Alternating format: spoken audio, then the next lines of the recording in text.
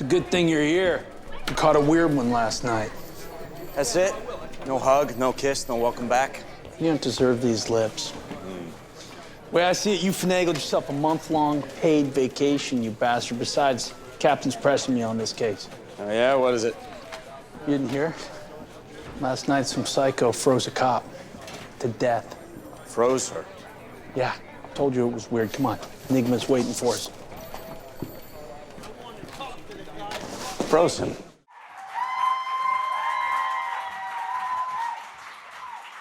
Happy Oscar Monday, everyone. And I do have to say, I think it's kind of amazing that we're doing this on the Monday after Oscars, because really, I think the best programming these days is on TV, and your show is part of that. Oh, go on. I guess not genre. That's not best programming is not a genre. Oh, thank you know what I mean? Like, yeah, smart and dark and brooding and scary. Yeah, and you get to show these amazing worlds on television Yeah. now, you know, and do long form storytelling, which is very cool. And you know, in a movie, everything has to be about 3 acts, maybe 5 acts at the most, and TV can just go on forever. And Which we so hope Gotham does. I'm gonna. This is what actually. There you go. So, Yeah. I'm gonna let Ben talk about his character's evolution, because I'm terrible at revealing spoilers, which we don't want to do.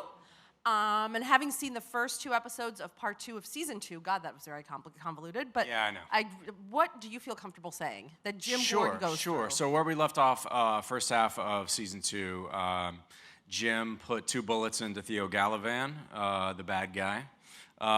He, instead of saving his life, ended his life, and that's a real evolution for Jim. It was a callback to the pilot when Jim saved Penguin's life, but made it look like he killed him, only to have Penguin emerge as a supervillain. So Jim has learned to take the bull by the horns and do what he has to do to get things done in Gotham.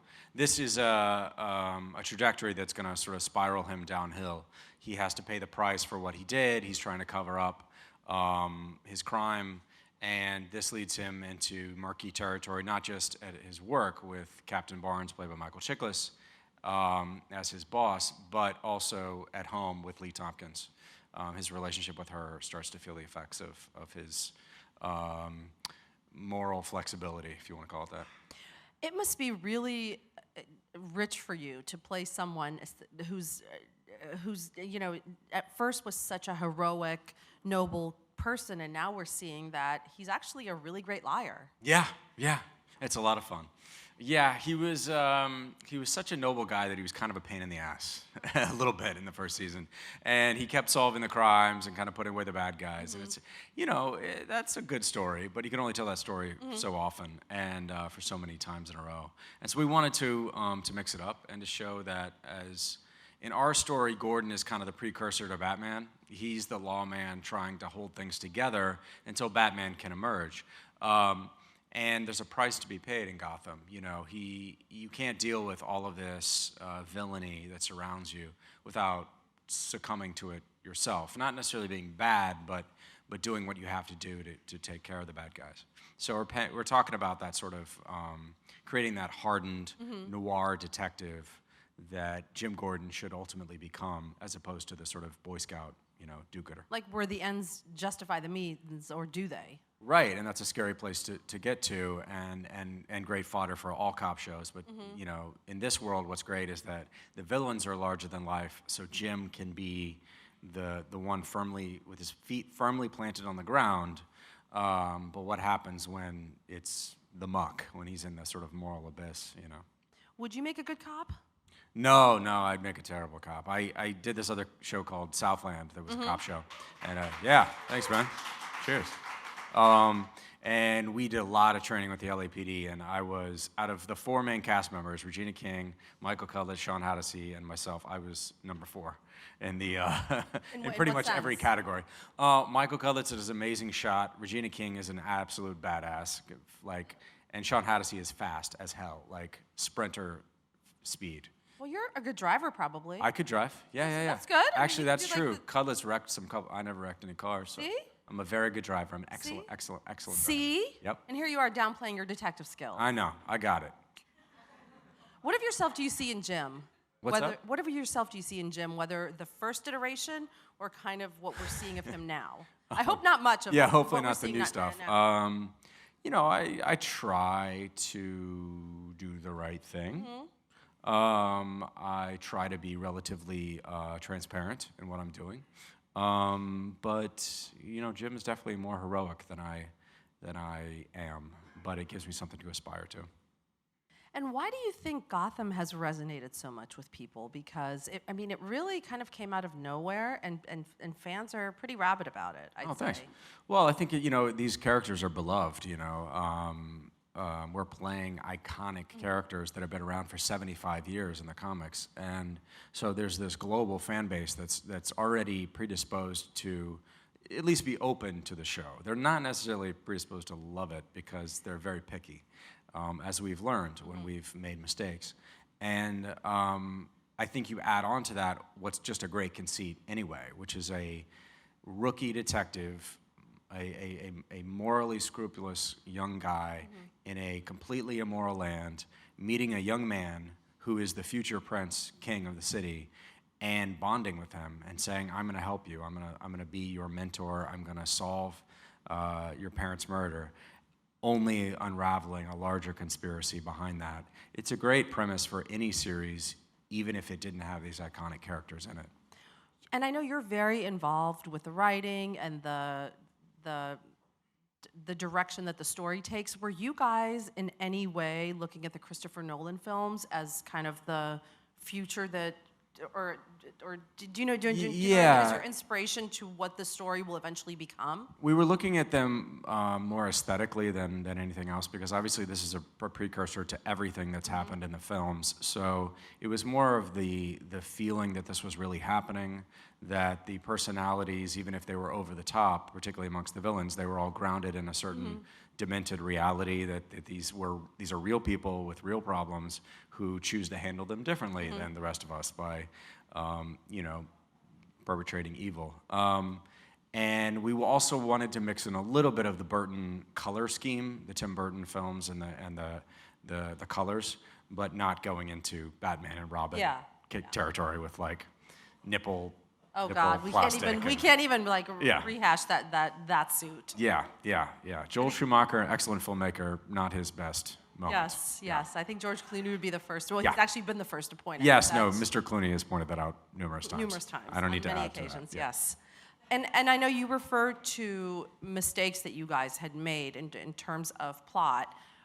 I assume that you're talking about the villain aspect of the show. Yeah, I think we got kind of we got on this track in the first season just a little bit of trying to turn the show into a elevated procedural cop show, which it really should never have been. You know, the audience loves the villains as much, if not more, than they love the heroes, and you want to know these villains. They need to be iconic villains, not just we've created the villains that sort of may resemble other villains you might know. Iconic villains from the DC mythology, and we want them to stick around. We don't want to try to meet them and lock them up in the same episode. You want to have them around, have them, you know, evolve from. We meet Mr. Freeze tonight in the episode that premieres tonight, and he's got a great backstory. He's actually he's creating his freezing technology for love. His wife is dying of an incurable disease. He wants to freeze her, find the cure for the disease, and then unfreeze her so he can be with her for the rest of their lives. But in doing so, he has to perfect his technology, which means he's got to freeze a bunch of random people, and they're going to die because the technology doesn't work yet. He freezes them, they break into pieces, they melt, they do whatever. So it's an origin story of an iconic villain, but with a real heart to it. Like it's humanizing, and we want to see that. You know, we'll see that with him, but we've also hopefully seen it with characters like Penguin, where hopefully a lot of the audience is rooting for Penguin. They actually love him. He's the kid who was always picked on in class. He's the kid who was bullied, and now he has power. And how delicious is that? You know? I mean, and with Mr. Freeze, it's the story is so heart-wrenching because, you know, normally when you see a guy like that, he's just a bastard. Sure. With no heart. And that's the problem. I mean, sort of gets back to your first question about movies versus TV. The problem with a movie is you only have 3 acts, so you really don't have a lot of time to develop a villain and to spend time. You're spending time with your hero, right? You can't really see that the villain, too, probably has a reason why he's a villain. He's not just evil for evil's most sake. people aren't born that way. Yeah, Let's hope. exactly. And in this show, in any show, you can take time to spend with your villains, develop them, and you can see how Oswald rose from the low-level hench person with the goofy mom, you know, the kooky, overbearing mother played by Carol Kane so wonderfully. And in this second half of the season, we'll meet his father, played by Paul Rubens. Oh, wow. Pretty exciting. How'd you guys get Pee Wee Herman? That's amazing. We got. Seriously, that's how we roll. incredible. That's how we roll. You just like personally pick up the phone. You're like, "Hey, Pee Wee, what you doing, son?" Yeah. Show up on set. Pretty much. And then we pay him a lot of money, and then he shows up. That's pretty much how that works. Do you think that this show could be filmed anywhere but here? No, absolutely not. And we discussed that before making the series, and I was adamant that it needed to be shot in New York. I'm not the reason that it's shot in New York, but Gotham has to be New York. New York City's been referred to as Gotham since, I believe, like late in the 19th century or something like that. It's always been the city of goats, or whatever Gotham means. So what's your favorite, what's been the most iconic place that you've shot where you've had to like pinch yourself and just say like, I cannot believe that we're actually filming at this? Right. I mean, we've filmed outside of City Hall, downtown, the iconic like Law and Order staircase, outside, which is incredibly dangerous. Like, you're always like running and chasing after somebody and like and nearly... it's like not narrow, but like steep with tiny really. little steps. Yeah. We're underneath, we love to shoot underneath the elevated train, so underneath was the BQE or whatever. Those are amazing moments. Pain in the ass scenes to shoot because the train's going over you all the time and you have to stop and reset and shoot again. We film, every borough all over the city. So I've seen places in New York that I had never been to, even when I lived here when I first got out of college. So it's definitely a character in the show, for sure. And obviously, Jim Gordon has kind of a tough job, especially in this part of the season. What's been the worst job you've ever had? I waited tables here in New York. I was really bad at that. Very, very bad. Stop downplaying yourself. I Nope. bet if I called your boss, he'd be like, Ben was the best. No, wouldn't remember me, most likely. And if he did, wouldn't have positive things to say. That was when I realized I am not a good multitasker, was when I started waiting tables. I was like, oh no, I went through school, I was good, I was fine. And then as soon as I got to waiting table, I made up my resume. I had never worked as a waiter, just made up references, gave my friend's cell phone number out to the guy as like, and showed up on the job and I could do one table, could provide them excellent service. More than one, it was a disaster. I was spilling things, I was forgetting things, So no good tips. No, I mean, I worked a number of jobs. I did telemarketing before. I was like an annoying person, like trying to, yeah. Well, that was a terrible job. That sounds... It's awful, because everybody hates those people. Yeah. You get Nobody. that phone call that you want a Carnival cruise line, and I you're know. like, really? I know. The only person that would talk to you is like the older person who doesn't have anyone to talk to. That's really bad. Like their kids aren't calling them back, so they're like, "Oh, tell me more." End up on like a half-hour conversation with them about. I was trying to sell them theater tickets, if that makes it better. I was like looking for a theater. So you're trying. So I wasn't like trying to scam you or trying to like give you some service you don't trying to give need. them Cultural enlightenment. Yeah, Yes. totally. Yeah. Yes. Do you see how you can put a spin on anything? See? Anything. Like Mr. Fries is Mr. Freeze. Mr. Fries is Mr. Freeze. It is what it is. It's gonna make a lot more sense when you guys see When the did you episode. first realize that you wanted to act? Oh, when I was a child. When I you first started- put on that tiara when I was 4 years old. I was actually about to ask you about your beauty pageant history. What's that? I was about to ask you about your beauty pageant history. My beauty pageant history. That's a joke. He has Yeah, not done beauty that pageants. was, didn't end up coming into it that way. I mean, I don't mean to, like, I know a lot of people did have that burning passion since they were 2 or whatever, but I played high school football in Texas growing up. I was sort of interested in academics and stuff like that, and then in college I was bored to tears, and that's how I ended up becoming, taking acting classes and falling in love with it. I was just lonely and needed to meet girls, and so I did a play, and that worked. And Oh, you could be like the brooding, soulful. yeah, or actor. like I know it's like the brooding, soulful guy, except when they're not filmed, he's just a loser. He's just like a weird like guy in the corner, like really angry all the time. Yeah, so I started taking classes in college, and then on a whim moved to New York and waited tables and begged for auditions and did the thing that everybody does, and somehow ended up in LA a little bit later and got an agent to sort of represent me. They do this thing called hip pocketing, which is they don't even sign you because they don't even believe in you that much, but they basically like send you out on auditions, and if you get something, then they'll take their cut. It's pretty much a win-win for them. And I got the OC. That's Maybe, yeah. like I'm a sure you year. guys remember the OC. Do you guys ever envision? I know you get asked this all the time. Envision any kind of reunion?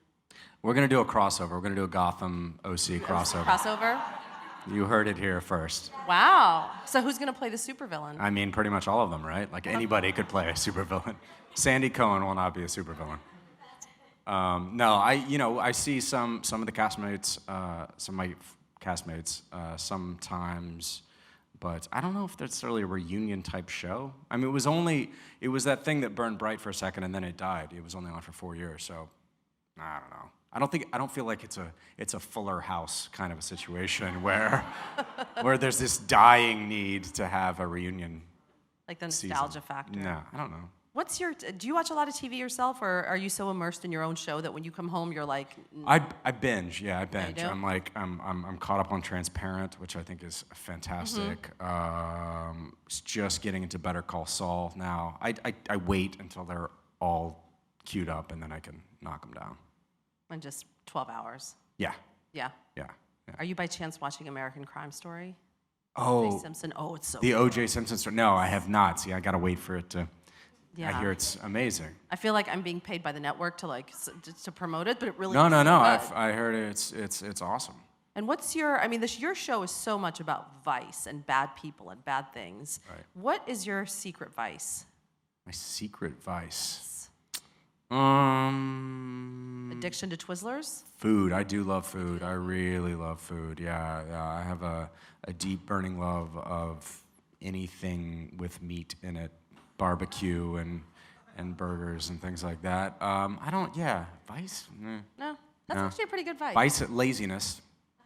Definitely laziness. Well, for sure. fronting a 22-episode show is probably not the way to, I know, right? unleash your inner No. couch potato. Yeah. No. I just sleep between takes. That's all Is I that can like? do. I mean, is it actually like insanely challenging? The schedule? It is long. I mean, it's long in the sense that, we're doing this 22-episode thing, which used to be the norm, but is now kind of increasingly a relic because it's so much easier creatively to do a smaller order, do fewer episodes, tie them all together, do like brilliant, overarching storylines that interact with each other and that pay off things that because the writers have the luxury of focusing for an entire year on just 10 hours as opposed to 22.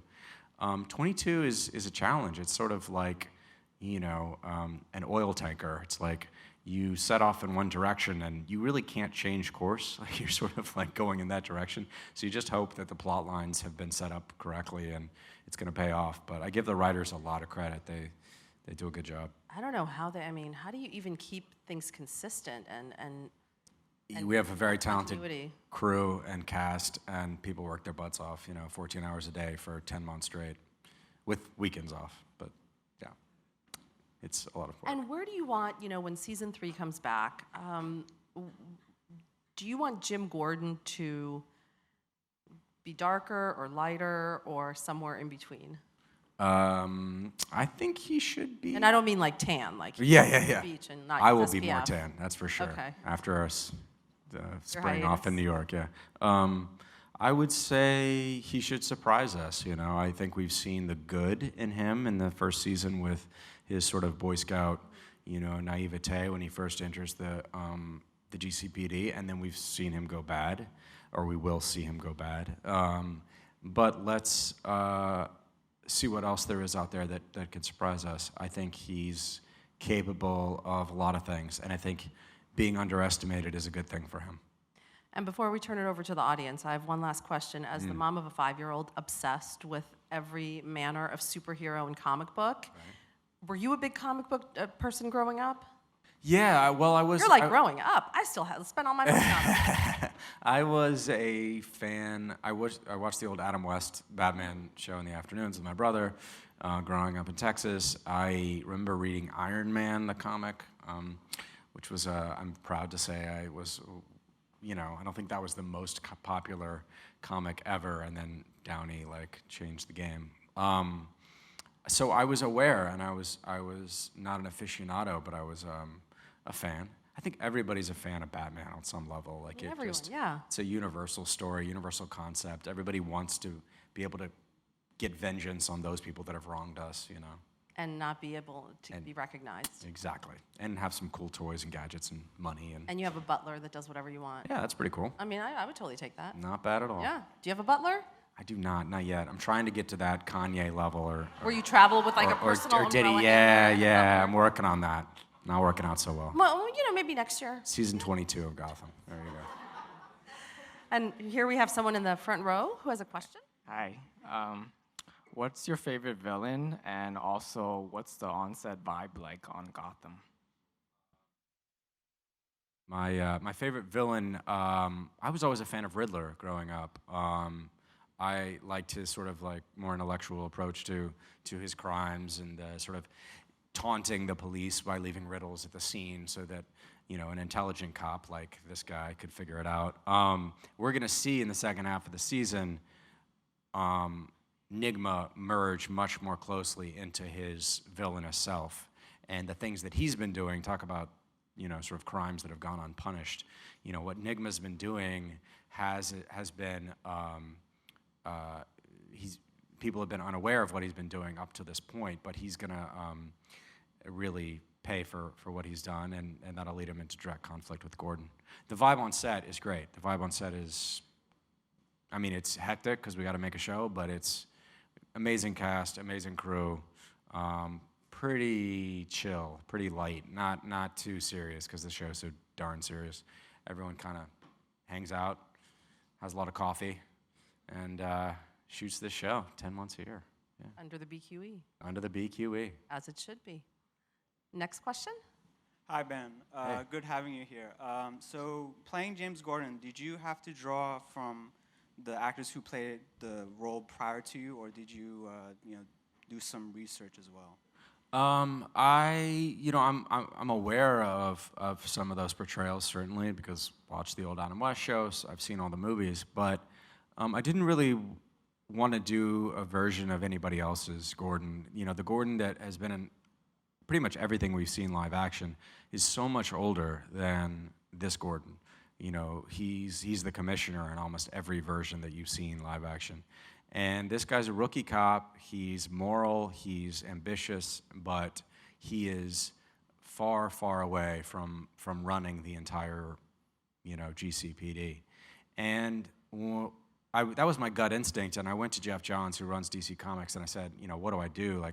How do I do this? And he basically said the same thing. He's like, you have to make it your own. You have to do, you should all feel like this is doing an origin story is a freeing process, allowing you to just create these characters.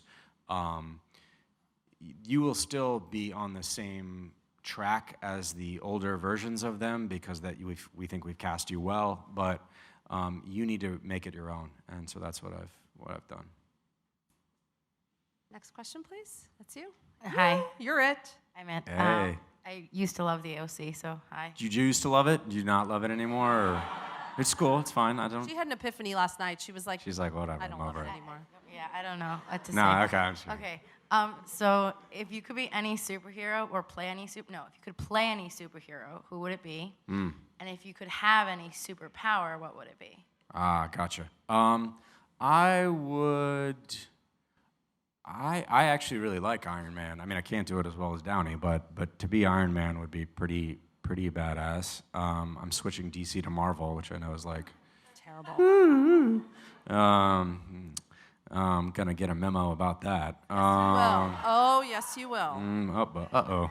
And if I could have any superpower, I like the idea of reading minds. I think that's cool. I think it would be really kind of debilitating after a while, unless you Would could make like you focus crazy, it. I think, Yeah, right? I mean, imagine sitting in this room and like reading everyone's Yeah. mind. And by the way, I know what you're thinking out there. You in the third row. Mm-hmm. Uh-huh. Yeah, watch yourself.